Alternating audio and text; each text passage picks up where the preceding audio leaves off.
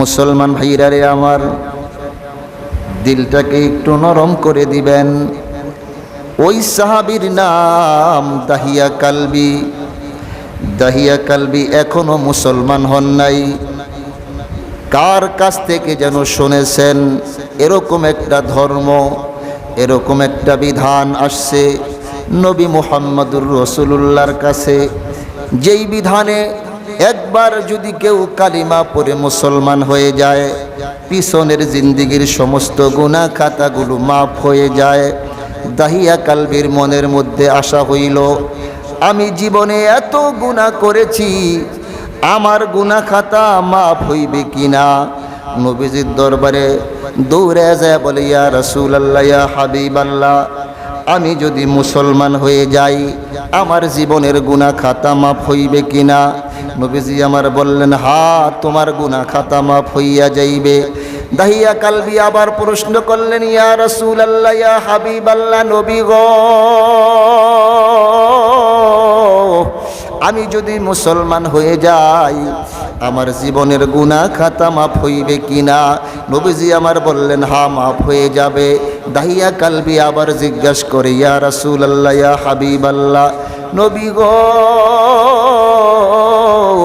আমি যদি মুসলমান হয়ে যাই আমার জীবনের গুনাহ খাতা মাফ হইবে কিনা। নবীজি আমার বারবার এরকম করে যখন জিজ্ঞাসা করে দাহিয়া কালবি, নবীজি আমার জিজ্ঞাসা করে, দাহিয়া কালবি রে, জীবনে এরকম কি গুনাহ করেছো যেই গুনার কথা তুমি মাপ পাইবা না, তোমার মন বলতেছে।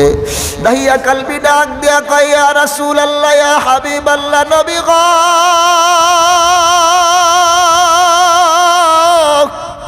জীবনে আমি এরকম একটা গুনাহ করেছি গো নবীজি, আমার মন বলতেছে আমি মনে হয় সেই গুনার মাপ পাইব না।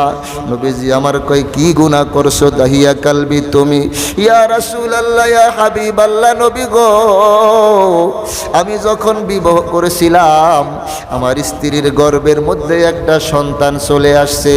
আমি ব্যবসার উদ্দেশ্যে বাহিরে চলে যাব, যাওয়ার সময় স্ত্রীকে বলে গেলাম, স্ত্রী গো, তোমার গর্ভের সন্তান যখন ভূমিষ্ঠ হইবে, ওই সন্তানটা যদি কন্যা সন্তান হয় সঙ্গে সঙ্গে গলা টিপে হত্যা করবা, আর যদি ছেলে হয় রাইখা দিবা, যত্ন করে মারবা না। দাহিয়া কালবি স্ত্রীকে এই কথা বলে ব্যবসায় চলে গেলেন। 6-7 বছর পরে যখন বাড়িতে ফিরে আসছে, এসে দেখতেছে বাড়ির আঙ্গিনায় সুন্দর একটা মিষ্টি মেয়ে এরকম করে খেলাধুলা করতেছে। দাহিয়া কালবি ডাক দিয়া কয়, স্ত্রী গো, এই বাচ্চাটা কার? মেয়ে কন্যা সন্তানটা কার? দাহিয়া কালবির স্ত্রী কয়, স্বামী গো, কন্যা সন্তানটা তো আপনার। দাহিয়া কালবি স্ত্রীকে ডাক দিয়া কয়, স্ত্রী গো, কি করলা, কি করলা? আমার মুখের মধ্যে চুনকালি তুমি লাগাইয়া দিলা। তোমাকে বলছিলাম কন্যা সন্তান যদি হয় গলা টিপে হত্যা করবা। স্ত্রী কয়, স্বামী গো, আমি তো হত্যা করতে চাইছিলাম, যখন আমি হত্যা করব মুখের মধ্যে তাকাইয়া দেখলাম পূর্ণিমার চাঁদের মতো ফুটফুটে একটা চেহারা, আপনার মতো চেহারা দেখা যায়, এই জন্য আমি মা কন্যাটাকে মারতে পারি নাই। দাহিয়া কালবি এবার রাত্রেবেলা যখন কন্যাকে সাথে নিয়ে শুইয়া গেলেন, এবার ওই মেয়েটা একবার বাবার গলাটা জড়ায়া ধরে, মার গলাটা জড়ায়া ধরে আব্বু আব্বু বলে ডাকে। দাহিয়া কালবির মনের মধ্যে মানে না, পাষাণ হৃদয় গলে না। সকাল যখন হইয়া গেল, স্ত্রীকে ডাক দিয়া কয়, স্ত্রী গো, তোমার মেয়েটাকে সাজাইয়া দাও, আমি একটু বেড়াইতে নিয়ে যাব। স্ত্রী যখন সাজাইয়া দিল, ওই মেয়েটার নাম ছিল জামিলা, ওই জামিলাকে যখন সাজাইয়া দিল, ওই দাহিয়া কালবি মেয়েটাকে নিয়ে গভীর জঙ্গলার মধ্যে চলে গেল। এবার জঙ্গলার মধ্যে যাইয়া দাহিয়া কালবি এরকম করে মাটির মধ্যে খুঁড়তেছে, কবর খনন করতেছে। ওই জামিলা ডাক দিয়া কয়, আব্বু, এত কষ্ট করে কেন আপনি গর্ত করতেছেন? আমার কাছে দেন, আমি গর্ত করে দেই। ওই দাহিয়া কালবি কয়, মা, তুমি একটু দূরে বসে থাকো, সময় যখন হবে তখন তোমাকে আমি ডাক দিব। এবার দাহিয়া কালবি গর্ত করতেছে করতেছে করতেছে, কিতাবের মধ্যে লেখে ওই মাটির ছিটাগুলো দাড়ির মধ্যে এসে লেগে যায়। ওই মেয়েটায় ডাক দিয়া কয়, আব্বু, আপনার অনেক কষ্ট হইতেছে।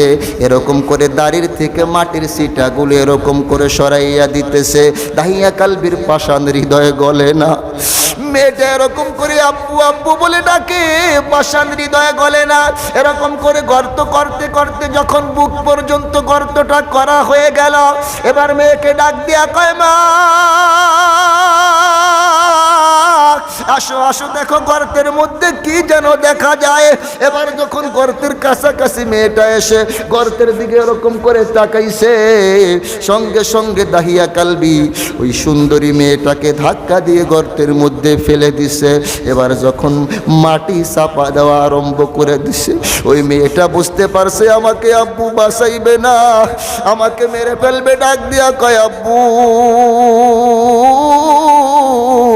আমাকে মাইরেন না, আমি আপনাকে জীবনে বাবা বলে পরিচয় দিব না, আপনি আমাকে জীবনের তরে মাইরেন না। দাহিয়া কালবির পাষাণ হৃদয় গলে না। এরকম করে মাটি চাপা দিতে দিতে গলা পর্যন্ত যখন ঢেকে ফেলল, মাথাটা এখনো বাহির হয়ে আছে। বারবার শুধু আব্বু আব্বু বলে ডাকে, আর মা মা বলে ডাকে, মা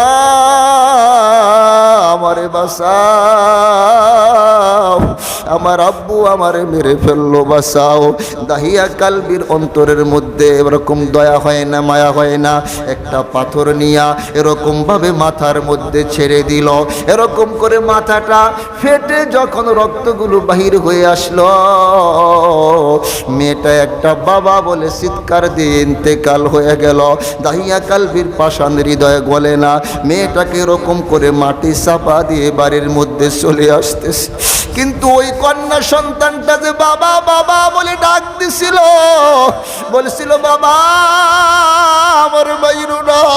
দাহিয়া কালবি মেরে এরকম মাটি চাপা দিয়ে বাড়িতে আসতেছে, কিন্তু মেয়েটা যে বাবা বাবা বলে ডাকছিল, ওই বাবা ডাকটা বারবার শুধু তার মাথার মধ্যে বাড়ি খায়। আরে কি অন্যায় করলাম, কি জঘন্য কাজ করলাম, নিজের মেয়েকে নিজেই মেরে দিলাম, জিন্দা দাফন করে দিলাম। এবার নবীজি আমার যখন দাহিয়া কালবির মুখ থেকে এরকম ঘটনাটা শুনতেছে, নবীজির এরকম করে চোখের পানি বেয়ে বেয়ে বুকটা ভিজে যাচ্ছে। নবীজি আমার চোখের পানি সারে আর ডাক দিয়া কয়, দাহিয়া কালবি রে, এরকম নিষ্ঠুর তুই কেমনে হইলি, নিজের মেয়েকে কেমনে জীবিত দাফন করলি। দাহিয়া কালবি কয়, হুজুর আমি তখন আমার হুঁশ ঠিক ছিল না, তখন আমার জ্ঞান ছিল না। নবীজি আমার ডাক দিয়া কয়, দাহিয়া কালবি রে, তুই যত বড় গুনাহগার হইছস, মাওলা পাক এর থেকে বেশি দয়ার সাগর, মুসলমান হয়ে যা, আল্লাহ পাক মাফ করে দিবেন।